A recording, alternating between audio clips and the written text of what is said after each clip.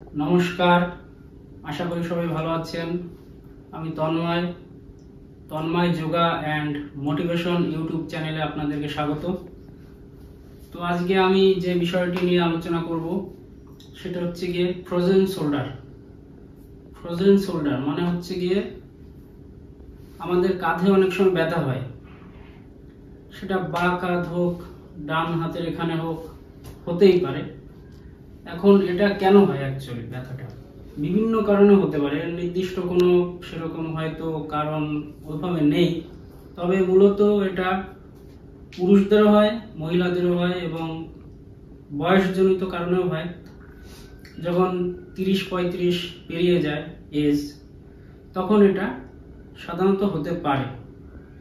বিভিন্ন কারণে আরো হতে পারে, যেমন ধরুন আমরা দৈনন্দিন কাজকর্ম করি বিভিন্ন, হয়তোবা কোনো একটা বালতি আমি তুলতে গেলাম, হঠাৎ করে আমার এখানে লেগে গেল, তখন হয়তো বুঝতে পারলাম না, হয়তো হালকা লেগেছে, মনে করলাম ঠিক আছে, কোনো ব্যাপার না, একটু এদিক ওদিক করলাম, ঠিক হয়ে গেল। কিন্তু ব্যথাটা কিন্তু হয়তো ভেতরে কোনো একটা লিগামেন্টে টান পড়তে পারে, বা মাসেলে কোনো একটা প্রেশার লেগে হয়তো ওটা রয়ে গেল, গুরুত্ব দিলাম না, 6 মাস 1 বছর বাদ ওই ব্যথাটাই হয়তো বেশি হলো। অথবা এরকমও হতে পারে, অনেক সময় আমরা বাস, ট্রাম, ট্রেনে করে অনেক যাতায়াত করি, এভাবে ধরে দাঁড়াতে হয়, বিভিন্নভাবে দাঁড়াতে, বাইরে বেরোলে সবসময় খেয়াল রাখা যায় না, বিভিন্ন আঘাত লাগতে পারে, তখন হয়তো টান লেগে গেল হঠাৎ করে, কিংবা আমরা খেলতে গেলাম, খেলাধুলা করার সময় লাগতে পারে। তো যাই হোক, আঘাতজনিত কারণেও কিন্তু এটা হতে পারে, হয়তো আমরা তখন গুরুত্ব দিই না, পরবর্তীকালে এটা ব্যথাটা যখন বেশি হয় তখন আমরা বুঝতে পারি। তো অবহেলা করা অবশ্যই উচিত নয়। ছোট ক্ষুদ্র ক্ষুদ্র অনেক আঘাত থেকে অনেক বড় ধরনের পরবর্তীতে ব্যথা যন্ত্রণা হতে পারে, তখন হয়তো সারিয়ে তোলা অনেক বেশি কঠিন হয়ে যায়। তাই এই জন্য আমাদের উচিত ব্যথা হলে উপযুক্ত ব্যবস্থা গ্রহণ করা, কোনো বিশেষজ্ঞ ডাক্তারের পরামর্শ নেওয়া কিংবা ফিজিওথেরাপিস্টের সাহায্যে এক্সারসাইজ করা। তো যাই হোক, এই কারণে এটা হতে পারে ফ্রোজেন শোল্ডার, মানে আমাদের ব্যথা যখন কাঁধের এখানে হয়। এবং ফ্রোজেন শোল্ডার আপনার কিভাবে হচ্ছে এটা বুঝবেন কিভাবে, হয়তো সহজে বোঝা যায় না। তো দেখবেন কি হয়, হাত, সেটা বাঁ হাত হতে পারে, ডান হাত, যাই হোক আমি ডান হাতি যদি ধরি, আমরা হাত নাড়াতে পারবো না সহজে। তো আরেকটা জিনিস, আমাদের সামনের এটা মাসেল, যেটা বাইসেপস, পেছনের এই দিকটা আর্মসের এটা ট্রাইসেপস, এখানে থাকে ডেল্টয়েড। তো ব্যথাটা সাধারণত বাইসেপস, ট্রাইসেপস এর মাঝামাঝি, ডেল্টয়েডের পর থেকে মাঝামাঝি দিয়ে একটা এভাবে ব্যথা নামতে পারে হালকা। আরেকভাবে বুঝতে পারবেন, আপনি ওয়ালে এইভাবে হাতটি দেবেন, দিয়ে যদি এই দিকে প্রেসার করা হয়, মানে এইভাবে প্রেসার করা হয়, তখন ঠিক এই মাঝ বরাবর ব্যথা হতে পারে, অনেক সময় হয়। তো যেভাবেই হোক, আপনি কোনো কাজ করছেন বা কোনো কিছু ভারী তুলতে গেছেন, হঠাৎ করে ব্যথা ব্যথা মনে হচ্ছে, তখন হয়তো আপনি ওইভাবে বুঝতে পারেন না, ওইভাবে অনুভব আসেনি, যে হতেই পারে। তো এরকম যদি হয়, বা এইভাবে প্রেসার দিলে যখন এখানে বাইসেপস ট্রাইসেপসের মাঝে এখানে যখন ব্যথা অনুভব হবে, বুঝবেন হয়তোবা ফ্রোজেন শোল্ডার হতে পারে ভবিষ্যতে। তো তখনই যদি আপনি এক্সারসাইজ গুলো করেন বাড়িতে ঘরোয়াভাবে, তো পরবর্তীতে এই ব্যথাটা আর বাড়বে না, ওখানেই কমবে। আরো বিভিন্ন টিস্যু, লিগামেন্টে টান লাগতে পারে বিভিন্ন কারণে। তো এটা যাই হোক গেল, এবার আমি এক্সারসাইজটা দেখাবো, কয়েকটি এক্সারসাইজ আমি দেখাবো, ঘরোয়াভাবে করলে উপকার পাবেন। তো চলুন এক্সারসাইজ গুলো দেখা যাক কি কি রয়েছে। তো প্রথম আমরা দেখি কি এক্সারসাইজ করা যায়, ব্যায়াম রয়েছে। আমরা কি করব, হাত এভাবে লক করলাম, করে পেছন দিকটা এইভাবে, মাথা এখানে নয় এখানটায় দিয়ে, দেখুন আমাকে এভাবে সামনের দিকে নিয়ে আসবো, কোনোই এইটা, এই দু হাত দেখুন সামনের দিকে এনে প্রেসার দেবো, আবার পেছনের দিকে প্রেসার দিয়ে নিয়ে যাব, আবার সেম সামনের দিকে আনবো, 1 2 3 4 5, আবার পেছন দিকে নিয়ে ঠিক সেমভাবে 5 সেকেন্ড এভাবে রাখবো। এটা করবার কারণ কি, আমাদের এখানে যে স্ক্যাপুলা রয়েছে, হিউমেরাসের হেড এখানে মিশেছে এবং এখানে স্ক্যাপুলা এখানে একটা রয়েছে এখানে। তো এটা করবার একটাই কারণ, স্ক্যাপুলাটা মুভমেন্ট হবে, মুভমেন্ট। তো এটা একটা এক্সারসাইজ গেল, এটা করতে পারেন আস্তে আস্তে। এটা করলে আপনার টিস্যুগুলো এবং এখানকার যে নার্ভগুলো আছে অ্যাক্টিভ হবে, ভবিষ্যতে ব্যথা যন্ত্রণা হওয়ার সম্ভাবনা কম থাকবে এবং ব্যথা থাকলেও আস্তে আস্তে হয়তো কমে যাবে। এরপর যে এক্সারসাইজটা দেখাবো সেটা হচ্ছে গিয়ে, দেখুন মানে ওটা যদি যোগাভ্যাস বা যোগব্যায়ামের ওটা দেখবেন আপনারা, গোমুখাসন বলা হয়, সেটা বসে করতে হয়। জাস্ট আমি দাঁড়িয়েই দেখাচ্ছি, বসে করতে হয় অ্যাকচুয়ালি, বসে করার নিয়ম। আমি দাঁড়িয়ে দেখাচ্ছি গোমুখাসন। সেটা হচ্ছে গিয়ে এভাবে দেখুন, হাত নিয়ে এই লক করে এভাবে ধরে রাখতে হবে। আবার সেম ভাবে বাঁ হাত উপরে দিয়ে ডান হাত এভাবে দিয়ে এই। তো অ্যাকচুয়ালি এটাকে বলা হয় কাউ ফেস পোজ বা গোমুখাসন। এটা ফ্রোজেন শোল্ডার হলে তো খুব ব্যথা হলে ওটা তো করাই যাবে না, কারণ হাত অনেকটাই লক হয়ে যায়, তখন মানে নাড়ানোও যায় না হয়তো এভাবে। তো ওটা করা তো সম্ভবই না অতটা। তো এই জন্য আপনারা কি করবেন, সহজভাবে একটু তাওয়াল নেবেন, তাওয়াল নিতে পারেন বা কোনো একটা শক্ত দড়ি, এরকম তাওয়ালেও করতে পারেন, হ্যাঁ যার যেটা হয়। এটা নেবেন, দিয়ে এভাবে ধরবেন, ধরে বা এভাবে ধরে তখন এভাবে আপনি যতটা পারেন এভাবে টানবেন। এই আমার সেম ভাবে বাঁ হাত এভাবে দিয়ে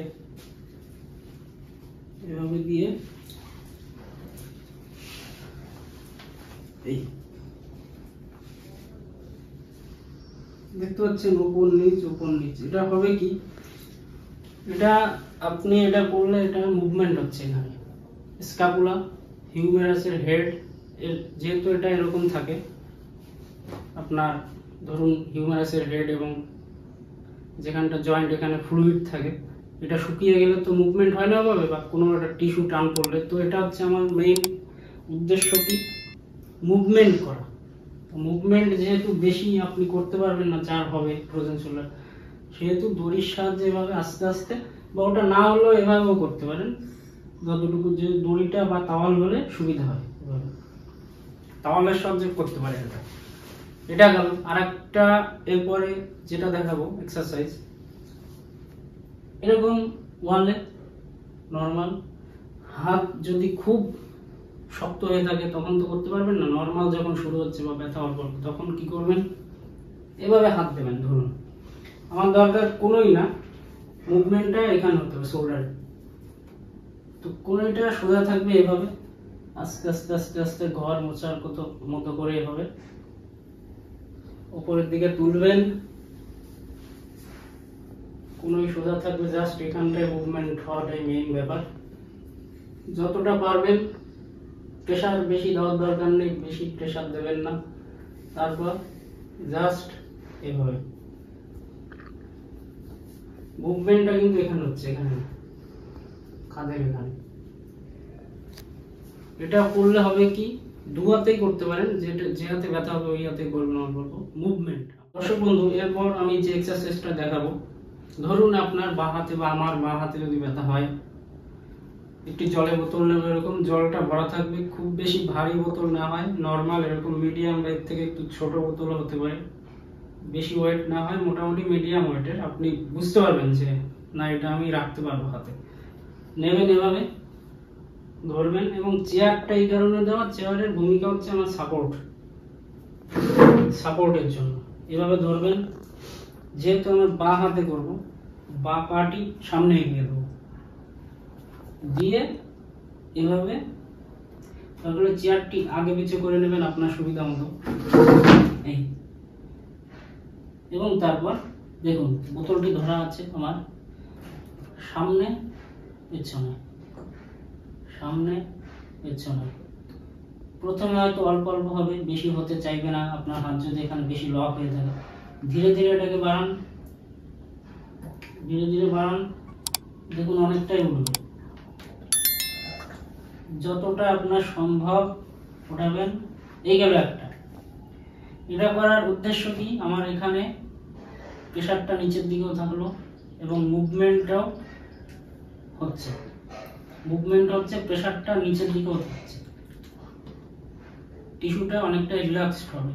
হ্যাঁ, তারপর কি করবেন, বাইরে এবং ভেতরে এলো,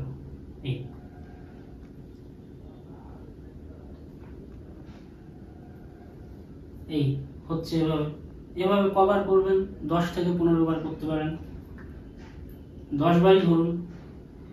এটা করলেন আরেকটা। তারপর কি করবেন, ক্লকওয়াইজ অ্যান্টি ক্লকওয়াইজ এভাবে ঘোরাবেন, রোটেশন হবে। কিরকম, এরকম ক্লকওয়াইজ 10 বার বা 15 বার এবং অ্যান্টি ক্লকওয়াইজ 10 থেকে 15 বার করলেন। এটা করার উদ্দেশ্য কি বললাম, যে হাতের প্রেশারটা নিচের দিকেও গেল, মুভমেন্ট হচ্ছে, আমার হিউমেরাসের এখানে হেড যেখানে আমার মানে জয়েন্টে মিশে গেছে ফ্লুইডটা, মানে টিস্যু টেনশনগুলো, টিস্যুটাও রিল্যাক্সড হচ্ছে এবং আমার ব্যথাটাও উপশম হবে। এইভাবে এটা হয়ে গেল। তো ব্যাপারটা হচ্ছে আমাদের এক্সারসাইজ করতে হবে কম বেশি। যদি এক্সারসাইজ করতে পারেন ঠিকভাবে, যখন ব্যথা শুরু হচ্ছে প্রথম তখন করলে কিন্তু ব্যথা থেকে মুক্ত হতে পারবেন। এবং তারপরে যদি ব্যথা খুব বেশি হয় বা কোনো প্রবলেম হয়, অবশ্যই বিশেষজ্ঞ ডাক্তারের পরামর্শ নেবেন। আপনার কোনো ফিজিওথেরাপিস্টের সঙ্গে আপনি কথা বলতে পারেন, তার সাহায্য নিয়ে করতে পারেন। তবে জেনারেলি এই এক্সারসাইজগুলো করলে ফ্রোজেন শোল্ডার বা কাঁধের ব্যথা কমানো যায়, এটা ঘরোয়াভাবে। হ্যাঁ, আরেকটি আমি একটু দেখিয়ে দিই। ধরুন আপনি হাতটা এইভাবে সোজা রাখবেন, এভাবেও রাখতে পারেন, এভাবেই ধরুন, এই দেখুন হাতের সোজা রাখলাম, এভাবে ঘুরিয়ে দিন আস্তে আস্তে, সেম এই আবার ঘুরিয়ে দিই। এটা করার কারণ এখানটা মুভমেন্ট, আমার মুভমেন্ট কিভাবে হচ্ছে সেটাই দেখতে হবে। ব্যথা খুব হলে খুব বেশি করতে পারবেন না, অল্প অল্প হবে। আপনার শারীরিক যদি যন্ত্রণা বেশি হয় হালকাভাবে করবেন, একদিনেই প্রথম দিনেই খুব বেশি হবে না, ডে বাই ডে এটা ইমপ্রুভ হবে। প্রথমে অল্প অল্প শুরু করুন, আস্তে আস্তে করুন। আর এমন না যে আমার ব্যথা নেই মানে আমি এক্সারসাইজ করব না। ফ্রি হ্যান্ড এক্সারসাইজ যদি কেউ এক্সারসাইজ করে, ভবিষ্যতে ব্যথা হওয়ার সম্ভাবনা, যন্ত্রণা থেকে আমরা মুক্তি হতে পারবো। কারণ এক্সারসাইজ এমন একটা জিনিস, সঠিক নিয়মে, উল্টো পাল্টা নয়, সঠিক নিয়মে বিজ্ঞানসম্মতভাবে যদি ঘরোয়াভাবে সঠিক নিয়মে করা যায় তবে অবশ্যই উপকার হয়। এক্সারসাইজেরও একটা কিন্তু নিয়ম আছে, মানে আমার যা খুশি তাই আমি করতে পারবো না, সেটা কিন্তু শরীরের পক্ষে ক্ষতিকারক। একটা নিয়ম আছে, খাবার কতক্ষণ আগে বা খাবার কতক্ষণ পর কোন এক্সারসাইজ, এগুলো একটু কিন্তু নিয়ম, টাইম টেবিল আছে। তো সেগুলো কোনো সার্টিফাইড যোগা টিচার বা ফিজিওথেরাপিস্টের কাছে বা কোনো বিশেষজ্ঞ ডাক্তারের কাছে আপনারা জানবেন বা ঘরোয়াভাবে এগুলো করবেন, একটা নিয়ম অনুযায়ী করবেন, ব্যথা যন্ত্রণা থেকে অবশ্যই মুক্তি লাভ করা সম্ভব। আরেকটা করতে পারেন কি, দেখুন হাত এভাবে ঠিক কাঁধের এখানে নেবেন, নিয়ে সেম ভাবে এইভাবে আপনি করুন 10 বার।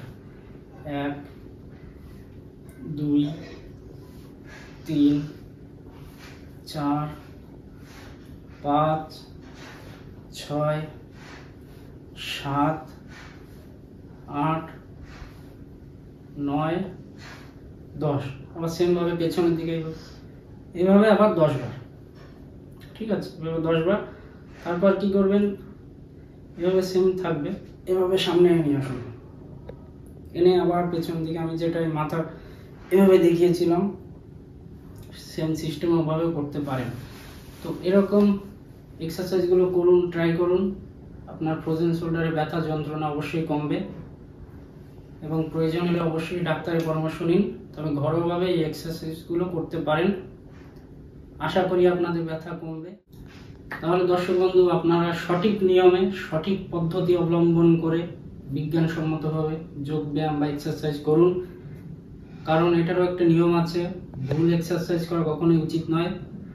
আমি চেষ্টা করেছি আমার যতটুকু জ্ঞান আমি যেখান থেকে শিখেছি বা আমি বইপত্র পড়ে এবং নিজে এক্সারসাইজ করে যে উপকারগুলো পেয়েছি, আমার স্বল্প জ্ঞানে যেটুকু পারি সহজ সরল ভাষায় আমি বোঝানোর চেষ্টা করলাম। আশা করি আপনারা বুঝতে পেরেছেন এবং আপনারা নিজেরাও ট্রাই করুন। এবং যদি কোনো প্রয়োজন হয় অবশ্যই ডাক্তারের পরামর্শ নিন, ফিজিওথেরাপিস্টের পরামর্শ নিন। এবং আমার এই ভিডিওটি যদি আপনাদের ভালো লাগে তাহলে অবশ্যই লাইক, শেয়ার এবং সাবস্ক্রাইব করুন, যাতে আরও অন্যান্য জায়গায় ভিডিওটি পৌঁছে যায়। এবং আমি এর পরবর্তীতে আরও অন্যান্য বিভিন্ন ব্যায়াম এক্সারসাইজ সম্পর্কে আমার যেটুকু জ্ঞান আছে, স্বল্প জ্ঞান, আমি শেয়ার করার চেষ্টা করব সহজ সরল ভাষায়, যেটুকু আমি আমার সাধ্যের মধ্যে রয়েছে। ধন্যবাদ, ভালো থাকবেন সবাই, নমস্কার।